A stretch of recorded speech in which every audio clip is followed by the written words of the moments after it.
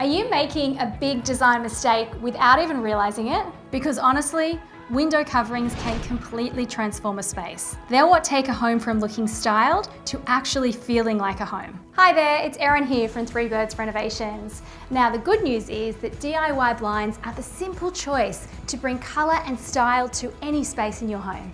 We've just finished renovating this apartment and we've used a mix of Roman blinds and sheer curtains throughout to add softness, texture and warmth. What I love about DIY blinds is they make the whole process really simple. There are free samples plus design advice if you need help choosing, especially for more custom pieces like Roman blinds.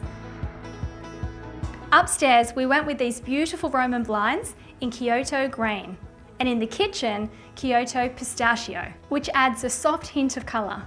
Then, in the main bedroom and living area, we've layered in these Laconia Air Sheer Curtains.